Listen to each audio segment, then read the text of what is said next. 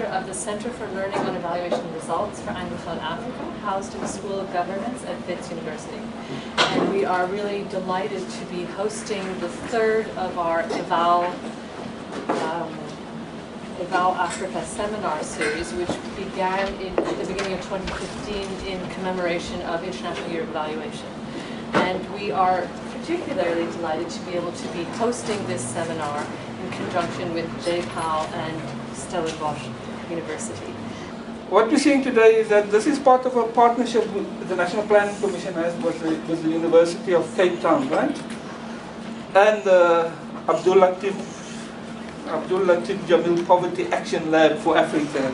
Now the partnership is part of a broader collaboration with UCT on poverty and inequality, and centered around the initiation of a series of randomized controlled trials to deepen the understanding of the functioning and dysfunctioning of the South African labour market, and to test the comparative cost effectiveness of different policy options to actively promote youth unemployment. I'm going to give a hopefully brief overview of some sort of broad trends in the South African labour markets and the way I kind of think about things there, and how we can use evaluation methods to look at some reasonable interventions. What has happened to employment in the South Africa? And we know that since the transition in 1994, we've seen a slow but steady increase in the number of people employed. So we've seen, in round numbers, a growth of probably in the region of about 4 million jobs. So there's 4 million people employed, more people employed now than were employed in 1990. But what sort of distresses us is actually that growth in employment has not been fast enough to counteract the growth in numbers of people entering into the labour market. So that's basically the challenge. How do we get all these people into work? The second thing we know that's happened during this period is that we've seen a change in the type of employment in South Africa. So what we've got is we've got growing demand for high-skilled jobs, but we've got a lot of people who are unemployed who have low skills. And that may be because they don't have qualifications, or it may be because they new entrance into the labour market. This shows sort of two broad trends. One is that we've seen an increase in wages at the bottom, or increase in earnings at the bottom of the income distribution. We've also seen an increase in earnings at the top. And it matters if we measure in levels or in percentage changes. But clearly what's happened is in levels, if we look over here, this is at the top of the earnings distribution. We've seen massive growth, or relatively massive growth, in earnings levels at the top. So this is our story of increasing inequality. So that's a kind of a broad picture, but I think it's also useful to think about the South African labour market in terms of what we call these search and matching models. What these models do is they say, we look at the behavior of work seekers, we look at the behavior of firms, and we look at how these two things match together. So what happens in these models is firms and workers make matches that are good enough. They're not perfect, but they're good enough. So this is kind of what these models predict, that one of the outcomes, or one of the reasons for lower employment, may be we have all these frictions in the market. We have frictions that are related to distance. We have frictions which are related to access into the labour market and information. So many people, given our history, don't come from households where there are many people working, or don't have those networks that can communicate jobs to them. It might be about productivity signals, where people, or young people particularly, can't signal how productive they are or how well they would fit in a specific job, because the skills that you get from being in school and passing matric may not be the skills that you need or would make you a good fit in a job. And also we know that things like transport costs create an additional friction. And all these are going to be important, particularly for young people. Well, what about on the business side? What kind of frictions might be important here? Well, one of the frictions is basically about the information about the applicants. Firms need to judge how well someone matches what they want. Firms often say, well, we don't hire because it's very difficult to find. That imposes some sort of cost. So, they're very apprehensive about getting into this relationship with someone because they don't know how productive they're going to be, and if it turns out to be a bad match, they think they can't terminate it. It's much easier and there's more tangible things that you can test in this sort of matching space when we're looking at these frictions. And often the interventions that we're interested in there are directly testable. So if we think that transport costs are an issue, we can test, if we subsidize transport, does that make a difference? Does that encourage people to enter employment? But we also know, particularly now, that government has limited resources. And really what we want to be doing is we want to be saying, well, where do we get the most bang for our buck? So why do we want to evaluate? Well, there's a whole host of reasons why we want to evaluate. The first is, well, we actually want and often need evidence on what works. And the DPME pushes this really strongly. The DPME, one of their functions, or one of your functions, is to figure out what works and what doesn't. Because we know there's a limited government budget, and we also know that if we put in place bad policies, they can have really harmful effects. Are they targeting the people we want to? Are the benefits going to who we want? How are they operating? Are they operating in an efficient manner? And once we've done this, we can kind of improve the way they're implemented. We can use that evidence to negotiate for further support. So, if you're within a policy context, you can say, well, this program that we've run has been evaluated, and we can show that we're producing jobs at a cost of 40,000 rand a new job. That's better than your program, which is producing new jobs at a cost of 200,000 new jobs. So when we're doing this work, what we really are trying to do is we're trying to distinguish between this idea of association and causality. Okay. So we want this methodology which rules out the possibility of factors other than the program leading to the observed difference in outcome. And one way to do this is to run some sort of pilot program where we exogenously, so that means we don't impose these correlations, where we exogenously make sure there's no systematic selection into the program. And the one way to do it is through these randomized controlled trials, where we're going to set up two groups. We're going to set up one group which is exposed to the program, and we're going to set up another group that's not. And we're going to look at the outcomes before, and we're going to look at the outcomes after, and we're going to see, are there any differences? And because these two groups should look exactly the same, on average, we can then say, well, the observed differences in outcomes are driven by our program.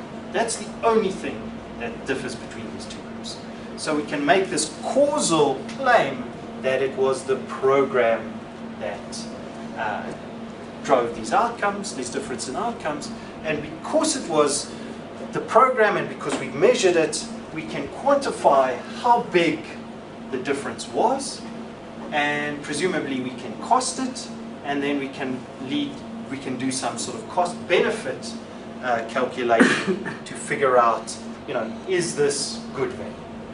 So what are we going to do today? Today we're going to discuss 3 examples of South African labour market interventions that are being evaluated using this randomized controlled trial methodology. So it's job search and matching, productivity signals, and I think firm constraints and labour demand. What we're talking about in this study is addressing information barriers to job search and hiring.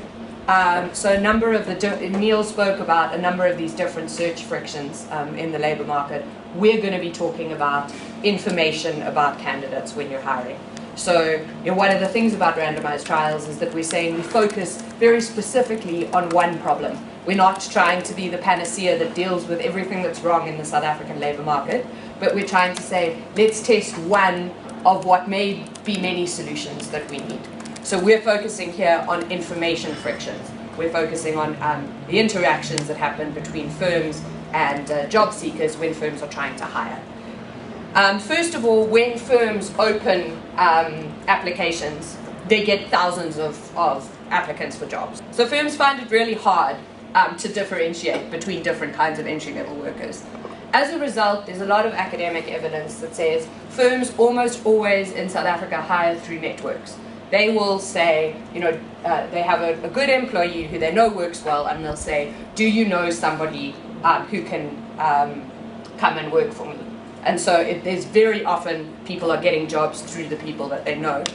And finally, in the last while, and this is a controversial thing to say, but I'll say it anyway, there's been a big growth in kind of labour brokers and intermediaries in the South African labour market.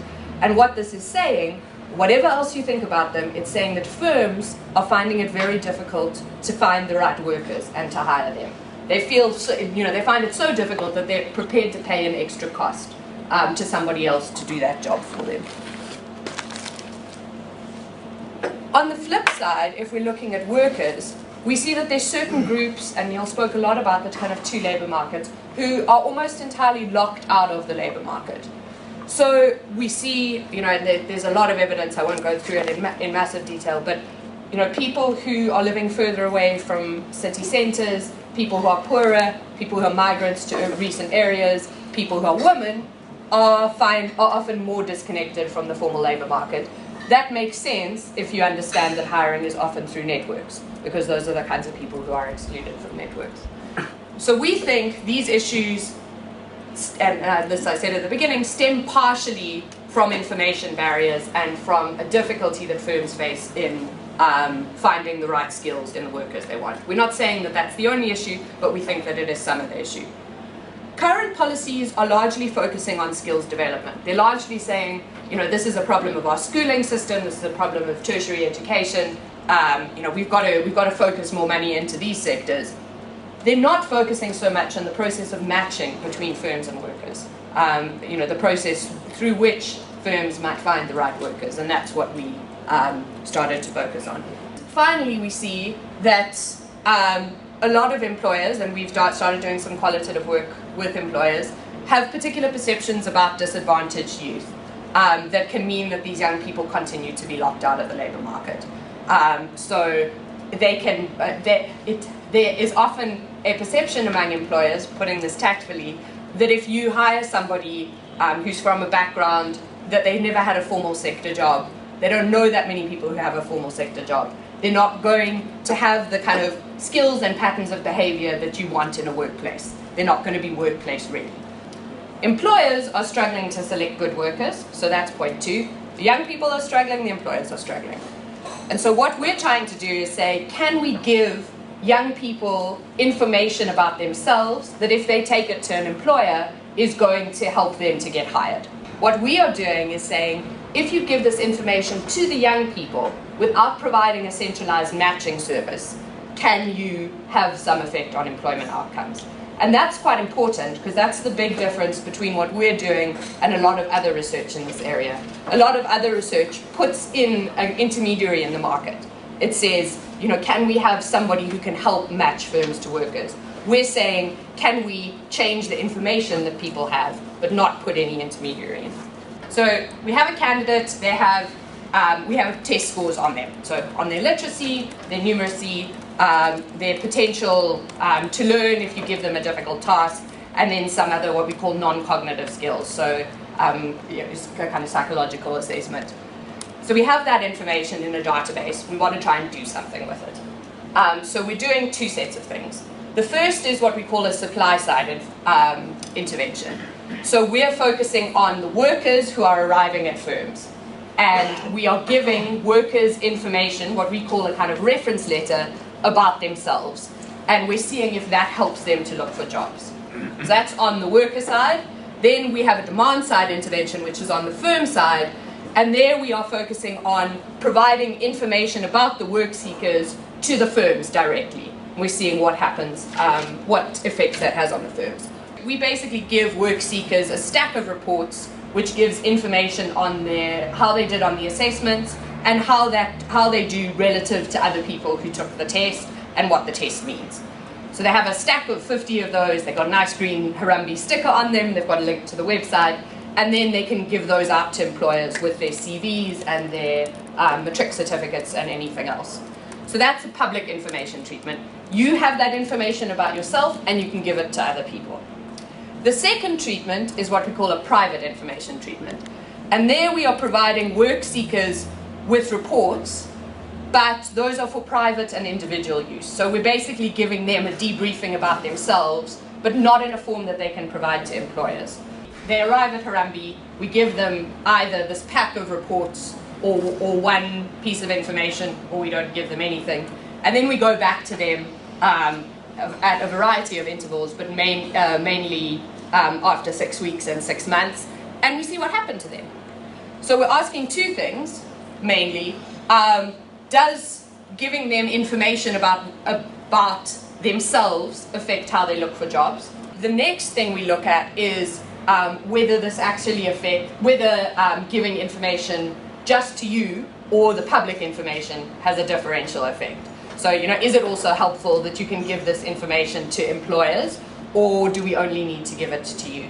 And that would have very different implications for policy, because in the one case, you just need to be better at giving people counselling when they're at school so that they know what they're good at, or maybe through labour centres or other things.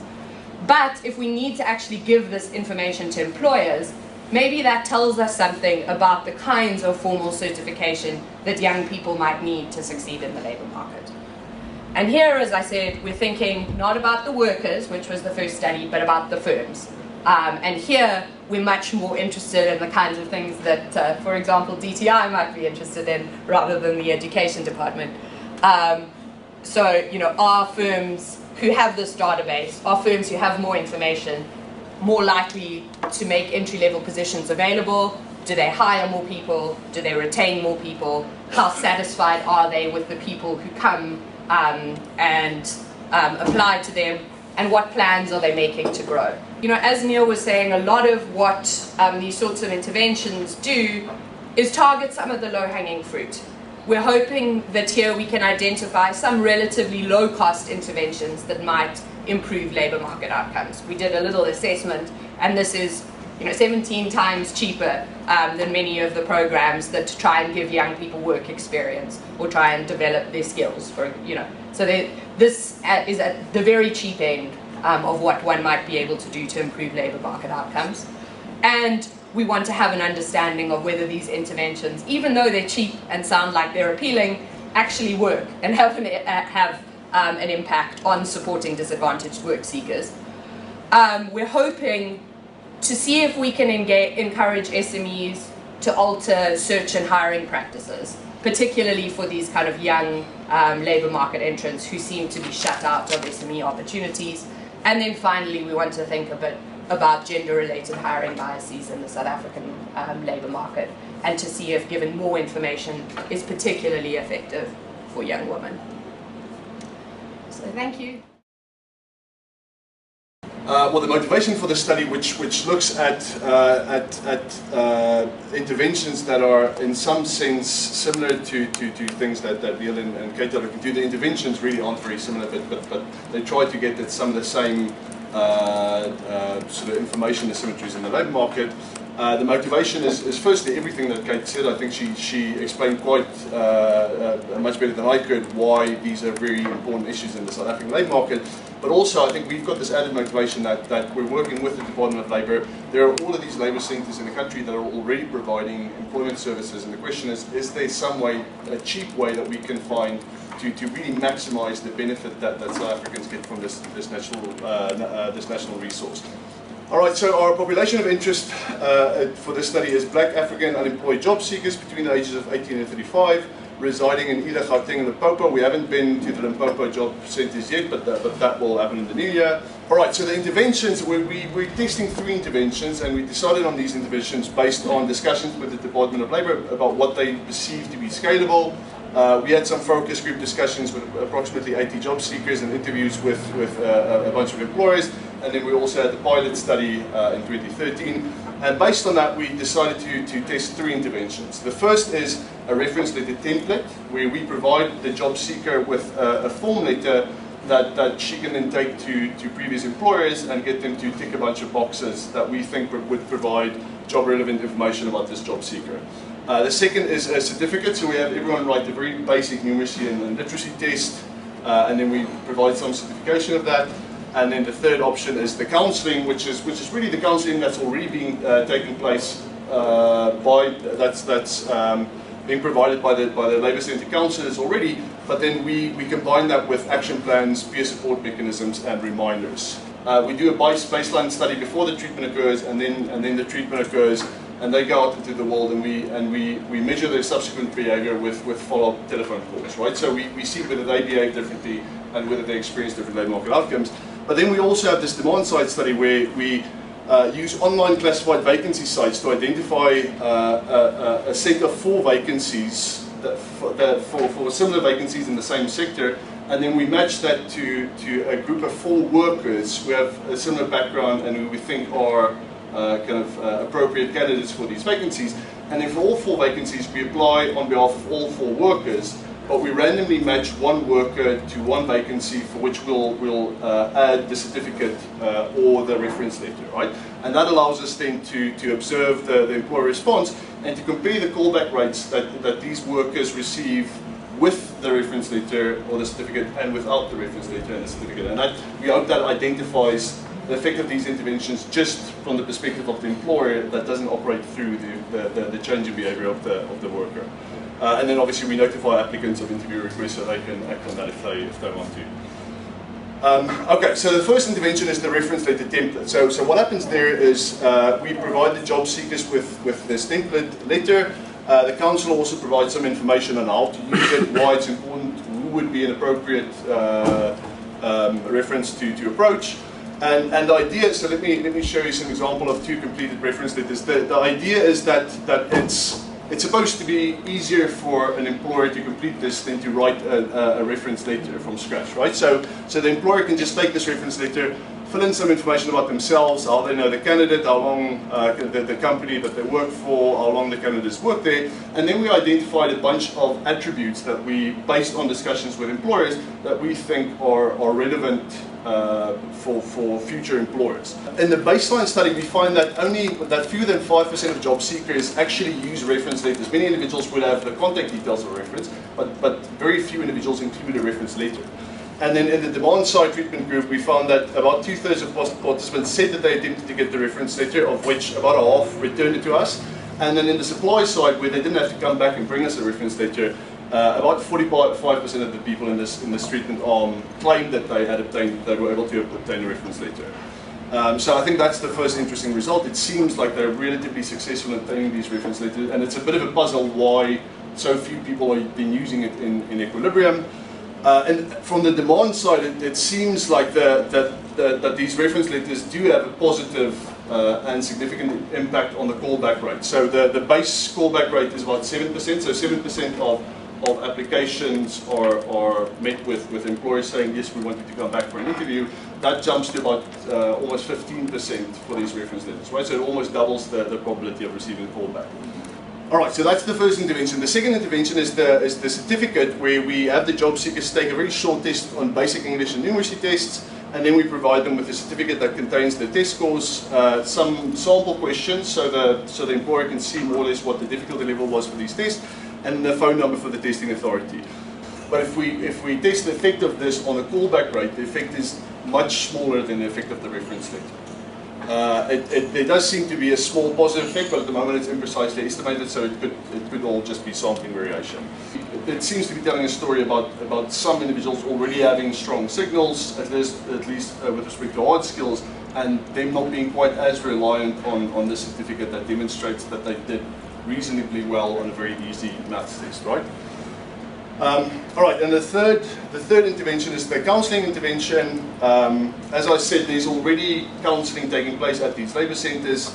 It's a group counselling session with the labour centre counsellor, and the idea with these counselling sessions is usually that it provides information for effective job search, so that the counsellor has some tips for successful job search, and that they try to motivate individuals to keep looking for a job even though they may face disappointing results. We have one treatment arm which is just the standard job counselling session, a second treatment arm which combines the standard counselling session with an action plan. So let me just show you what these action plans look like. So in this case, we give these individuals something that looks like this, and then they have to write down their own action plan for looking for work, right? So instead of just sitting in this group and nodding and saying, yes, I'm gonna increase my job search intensity, whatever that means, they have to very specifically write what they're gonna do, when they're gonna do it, and they have to provide details for where they're gonna drop off the CVs.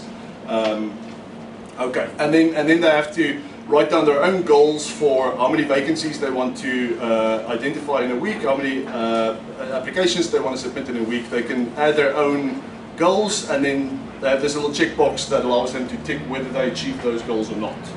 So the reason why we're interested in this action plan is there's some evidence that this is an effective way of helping individuals follow through on their own intended behavior, for example, in stopping smoking or exercising. And the idea is that it's effective because you visualize what you're going to be doing. So after these individuals are allocated to the 3 treatment arms, we then re-randomize and allocate them to a reminder or a no reminder group, right? And the individuals in the reminder group will receive weekly SMSs reminding them of their self-reported search goals. In the peer support treatment arm, the reminders will also be sent to the peers. And the idea is that the reminder will help them either not procrastinate or overcome their limited bandwidth, their limited memory. And we have some questions that we think may be able to allow us to distinguish between those 2 channels. So one of the nice reasons of doing randomized control trials is if you have to gather this data anyway, there are opportunities to always completely costlessly try to answer different questions. We have this in our demand side study, as I've explained. What we need to do is we need individuals to report a reservation wage, the lowest wage that they'd be willing to accept, because that's part of the baseline questionnaire. Then they need to write a numeracy and literacy test anyway. We need to give them feedback on that test. And then if we're going to be applying for jobs on their behalf, we want to make sure that we only apply for jobs that they'd be willing to accept, right? So they have to then tell us what kind of jobs they want us to apply for. So what we find is that both men and women on average are somewhat over-optimistic about their own skills. So when asked how well did they perform, both men and women think they performed slightly, or they tell us they think they performed slightly better than they actually performed. If we compare how they rank themselves in the room compared to how well they actually, where they were actually ranked in the room, it's only males who are over-optimistic in this thing. So females are slightly over-optimistic about their own abilities, but they're also over-optimistic about other people's abilities. So relatively speaking, they're more or less right. Men are over-optimistic about their own abilities, and they underestimate the abilities of others. So in a relative sense, males rank themselves much higher than they actually ought to be. We're looking at businesses that are not yet SMEs, and we're trying to push them to become SMEs. There's about 2 million people living under $2 a day, and half of them run a business. So those are micro entrepreneurs, and if they were to scale their businesses, it could lead to a substantial economic growth. In middle-income countries or low-income countries, there's a very large scales of micro entrepreneurs, but a like a very small share of SMEs. So there's nothing between, or there's not many businesses between the micro and the very large businesses. But we know that SMEs can create jobs and support economic growth. The researchers on this project saw that the issue could lie with whom the training is targeted to, how it's delivered, and what it is covering. There are two types of courses that were offered, focusing on key business skills. So the first one is marketing and sales, and the second one is finance and accounting. The classes were taught and delivered by business professionals who have experience, and it was relatively small classes, so 15 to 20 people. The researchers were trying to identify transformational entrepreneurs. So those are the ones who have the potential to grow their firms, they have the potential to generate employment, they take more risk, they're more confident and ambitious. On average, they had about 1.5 employees, including themselves. So it's very tiny businesses, which is what we wanted to look at. The monthly sales were about 13,000 rand, profits about 4,000 rand. Only 40% of them were registered. They were not really new because on average they've been operating for 5 years. As you can guess, we used a randomized control trial to measure the impact of each training with a very simple design. We just took the sample of the 1,000 entrepreneurs and randomly assigned them to either the marketing course, how to win sales, so 350 entrepreneurs on that group. The managing money, which is the finance or accounting course, 350 entrepreneurs. And then the control group, we told them that they would be offered the training the following year.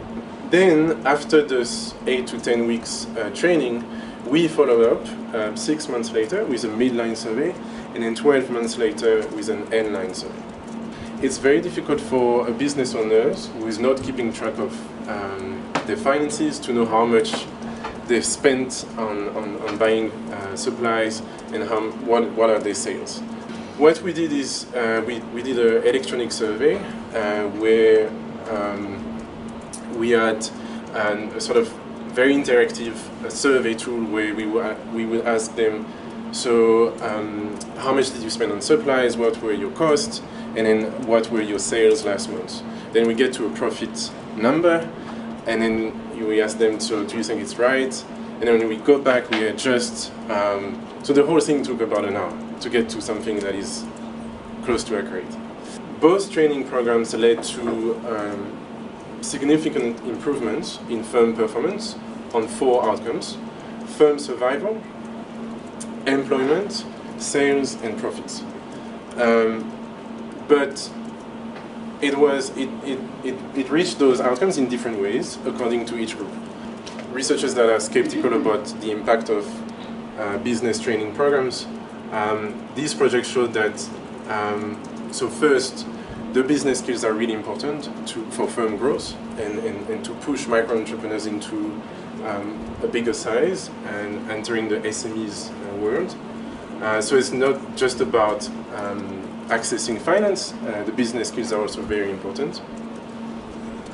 But the lesson there is that business skills don't benefit for everyone, and we should target those trainings to specific entrepreneurs, so those transformational entrepreneurs. Javier, those are really preliminary results. They're pretty supersonic. I think we hope that as the work is done more, that those patterns hold, but they might reduce slightly as they take account of kind of how their survival rates impact on their employment predictions and things like that.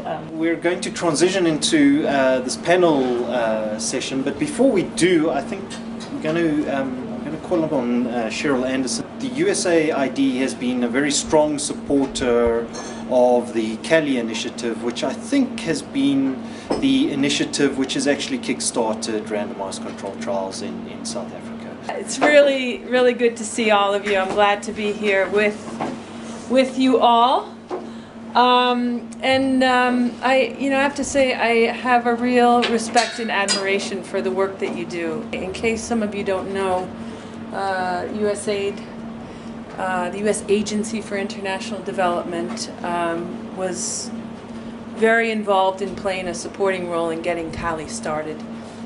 Also in funding some of the studies, and I just found out that our headquarters is also involved in funding some of the work that you're looking at today. So that's great. As our support to CALI is coming to a close, I'm glad to have a chance to come and talk to all of you and see you and kind of celebrate what we've done together. Why is this important to us? USAID is, as you may know, heavily invested in HIV and AIDS in South Africa, Southern Africa, and many other high-burden countries in the world. We do have other activities in other sectors in South Africa, but we recognize that we're a relatively small player. Our resources are modest, but we are interested in, for example, the issues of unemployment and the issues of economic growth. And we have taken an approach where we don't have the resources to really do policy here, but can we help catalyze the use of good evidence for making decisions, for making important decisions? The obvious challenge here today is how are you going to make sure that you link the evaluation results you have to decisions and policy making. That is the big challenge, and I'm glad to see that there's a good partnership here, the collaboration, the commitment, and the sort of genesis here was based on a series of decisions to be made by the South African government, and the work you're doing is helping to inform that. So I don't want to say anything more. I just want to wrap up and thank you for the work that you do. Thank you for including us in this, and we look forward to all of the products of your work, and I hope that we will be able to stay involved. I think we have a little plan there, even if the funding ends. What are your biggest lessons that you've learned while trying to implement RCTs? I have a very different perspective on this from a lot of academics. So I think a lot of academics would say you've really got to be driven by the theory, and you've got to look at what we call stylized facts about the situation. So economists will often have that at the beginning of papers. They kind of try and isolate trends or patterns or things from the data. I tend to go completely the opposite way, and will actually start by identifying an innovative implementing partner. So people who have an appetite for evaluation, people who are excited about working with data, people who are working at scale, and when I say a lot of the people that I've worked with will start with a partner and talk to them about some of the challenges that they're facing and listen. And I'm running 4 or so of these RCTs now in South Africa, Kenya, Ethiopia, and it's fascinating to me that often a good partner will completely have their money on an interesting theory question. So many of the challenges that they will be facing, although they haven't figured out what the academic theory is, very often they're facing something that answers an interesting theoretical debate. And then you get rid of the whole thing of, I want to answer this theory question, let me try force my implementing partner to do it. Because you're already aligned. You're asking a question that is aligned with their values and what they're trying to achieve. But that's very controversial, and people don't do it that way. And I think I'm also have that freedom because I'm a little bit more junior. So you're sort of you haven't yet been pigeonholed into being a particular kind of academic, and you can do a little bit more of a broad range of things. But yeah. Very often, so I said the implementing partners are quite right. I think by the time you've got buy-in, a lot of the time the implementing partners will realize that the academics are right or trying to do something interesting because they've built trust. So I've found once you're in there and you've developed a long relationship, very often the implementing partners will adjust quite a lot to work with you. So I haven't actually had a lot of situations where by the time we're that far in, we know that we're going to be able to do something that works, if it's not bad enough that we have to drop the trial altogether. The danger of making common sense assumptions, right? Speaking to people who all believe they understand how the labour market works, and that we all know this. and that it really is valuable when you do these RCTs to instead of just assuming something won't work or assuming something, you know, a specific survey that looks fine, that's got all the major, you know, skills in there, to pilot things and try things on a very small scale and to see what comes out of that. I mean, I think most of the interesting aspects that we're exploring now weren't in the initial design, and it's things that quite often I was quite critical of and luckily I've been frequently wrong in what I thought may not work. I don't think any researchers will now jump into a full-scale study and spend millions of rand and take that risk. So it's always good to start with focus groups and really understand the issue. Of course, the literature can tell you a lot, but I think that can change. And then piloting can inform you a lot about, even if it's a small sample, you can already learn a lot from what people are really struggling with, what is the key issue there, and then also just testing your logistics and your survey instruments. This ethical issue about denying a group the treatment, whatever it is, how do we handle that? That's it. So I think this argument has got easier to answer as we've done more RCTs, because we've actually discovered that some of the things that we think work well for people not only have no effects, they can actually have negative effects. And so to me, it's the moral thing is evidence-based policy. It's about actually piloting and having some justification before you roll something out. So the classic example is microcredit. You know, somebody got a Nobel Prize for coming up with the whole idea of it, and we actually discover that in many cases that puts poorer households, it gives households loans at an interest rate that they can't sustain, and it puts them further into debt. We didn't know that before we started doing evaluations, and so now we developed better policies. We think about microinsurance, we think about straight cash grants. So I actually think it's the opposite way. How we deal with it in practice, which is the second part of the question, is that you will, you know, often you're dealing with interventions where you can't give it to everybody at once. You don't have the resources. So then you just have a carefully structured rollout approach. So in all of the interventions I'm working on, you would assume that you have an agreement with the implementing partner that you have 2 years or 5 years, and then they will go and give the intervention to the control group. The one thing I struggle with is that you can't tell the control group that they're getting something, because then it's almost like giving them the intervention. They're just thinking that it's going to happen later down the road, and sometimes you can't find them after 2 years to give it to them. So it's not a perfect answer, but to me that outweighs the fact that we might be doing something that's actually harmful. You know, you think of yourself like a doctor. It's first do no harm. So I was very positively surprised by how receptive people at the Department of Labour were to this study and to the specific interventions. Right. So I've been to some of these counsellor coordinators meetings, and the reality is that people there are the people who work on the ground are incredibly keen to find something that makes a difference, and they're frustrated and they're really desperate to find something that would make the effort and the energy that they expend to make that to maximise the benefit of that. We have a research team. I'm part of that, but we also have a policy team who's here to help translate those results for non-scientific audience and public. So when we have results that are ready to be shared, we have a team who is also ready to write up a summary that everybody can understand and that we can bring to policymakers.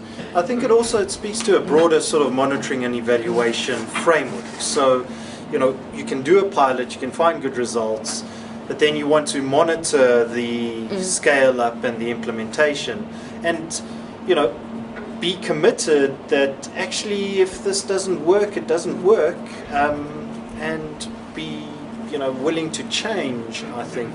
When you present your results to policymakers saying, okay, it's probably ready to be scaled up, it's important to present them along with your theory of change and break down your causal mechanisms with all the assumptions at every steps.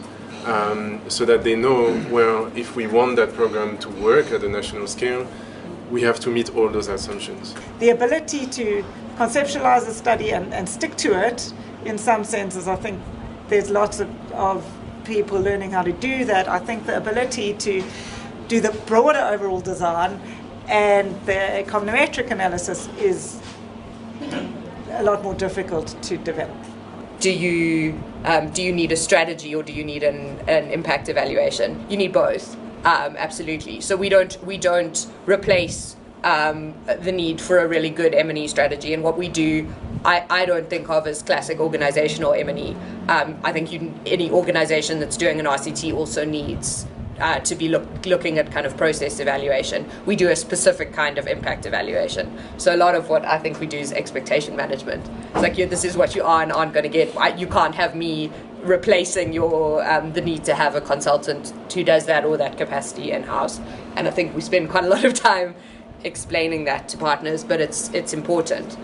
With RCTs, a decade ago, it was absolutely sufficient to just test an effect, right, or test the effect of an intervention, and that would be the end of the paper. Whereas, I mean, all of the papers that you've seen presented today have in the background, we're thinking of different questions to ask and ways to understand not only whether this thing works, but why it works, how it works, and what that tells us about the nature of South African unemployment, for example, right? And I think increasingly internationally, that's exactly what you see is these models are used in combination with theories to really reinvestigate some of the assumptions that we use in economic theory, and to not just tell us something about how individuals behave in a very specific context, but to tell us something about human behavior that may be generalizable beyond that specific intervention. Hi, I'm Nampumelelo Mohotlane from the Department of Basic Education. Just to tie back to that last comment, we have an RCT Northwest, and exactly what Christelle is saying about mixed methods has been very important, because as soon as you're able to tell the minister that a program worked, the very next question, before the question about which subpopulation it worked for, the exact percentage point increase is why. Because you want to be able to scale it up across different contexts. We know we have different provinces performing in different ways. So we've found that not just having a monitoring and evaluation aspect, but actually doing quite intensive qualitative case studies where it's not the economists that are, or the assessment aspects that are assessment experts that are dealing with the subject, but it's the education specialists that then come through and observe, say, classroom teaching, so that they're able to tell you this is where it broke down in your theory of change. The teacher's not enacting a certain thing for these reasons because they don't understand some underlying thing that you're not necessarily testing, but that is important to why your intervention worked or not. I'd like to thank everyone for coming, and particularly the organizations who've been involved in putting this together and providing an institutional structure for this kind of work, and also for the panelists who I think have done an excellent job in answering some of these questions. So, I think this point about we're learning so much about how to do these studies actually, that we can do them so much better now than we could a few years ago. And I agree, I think even in the 2.5 years I've been in this space, the openness to engage across academics and government and NGOs, who are not so much in the room today, has grown and grown. And so we can have these conversations and have people in basic education who are running RCTs be here to talk about their own experiences. So I think this has been a great day. Thank you very much to Claire for making it happen. I think that's fantastic. And please join us for lunch and ask more questions.